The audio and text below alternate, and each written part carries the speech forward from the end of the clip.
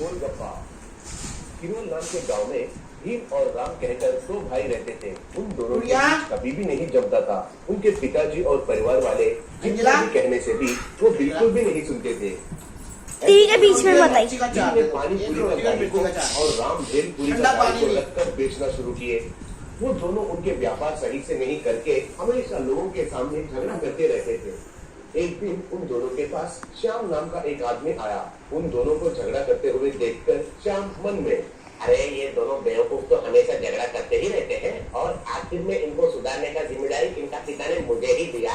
क्या करेंगे पता नहीं, इनसे कितना बातें सुनना पड़ेगा। कहकर राम के पास गया। फिर राम से श्याम, यार जैसे भी हो तुम्हारा टैलेंट अलग है, उसका पानी पूरी तुम्हारा भेलपुरी के सामने तो है ना। कहा। तब राम, तो मुझे क्या करना है? चचुंदर कही का, क्या रे होली होने से पहले ही खाने के लिए आए हो क्या? जाओ जाओ, इधर मुफ्त में कुछ भी नहीं है। कहा।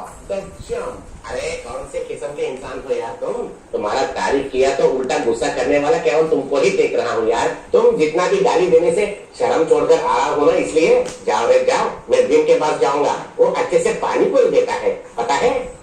कहकर भीम के पास जाकर उसको भी खूब चढ़ाया। तब भीम, क्या रे उसने भेलपुरी नहीं दिया इसलिए मेरे पास आए हो क्या?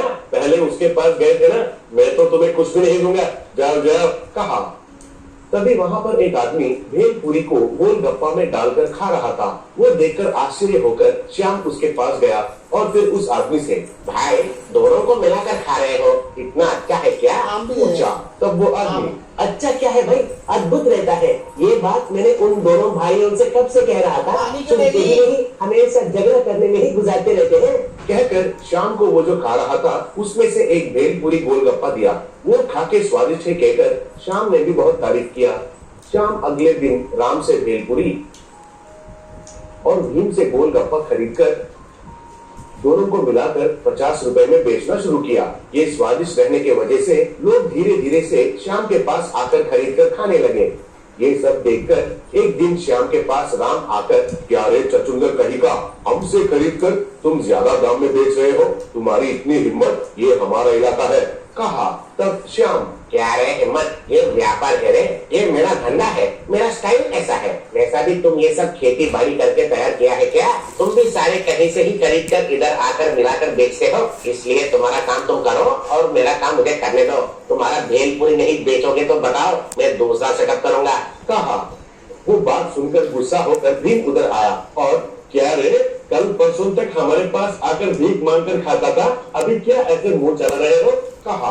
तब राम, पैसे कमा रहा है ना भाई, इसलिए मुंह का खुजली ज्यादा हो गया है इसे। कहा। तब श्याम, अरे खुजली समझो या बिजली समझो, यहाँ तो सब कुछ पैसा बोलता है। चुपचाप से सामान दोगे या फिर वो भी मैं खुद खरीद कर बना दूं? कहा। तब भीम, अरे तुम दोगे व्यापार हमें, हमको भी व्यापार पता है। तुमको 20 रुपए में जो सामान दे रहे थे उनको हम खुद 50 रुपए में नहीं बेच सकते हैं क्या? अब से हम दोनों भाइयों का अलग अलग सा गाड़ी नहीं है, सिर्फ एक ही गाड़ी होगा, भेलपुरी गोलगप्पा का गाड़ी। कहा।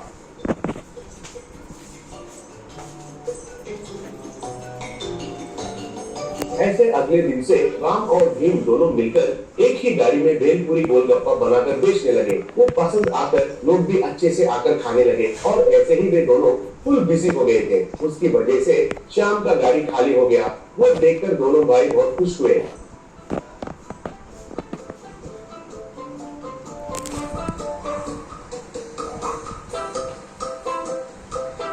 उसके बाद दोनों भाइयों को मिलाने के लिए राम का पिता ने श्याम को बहुत तारीफ करके उसको पैसे देकर उसे भेज दिया।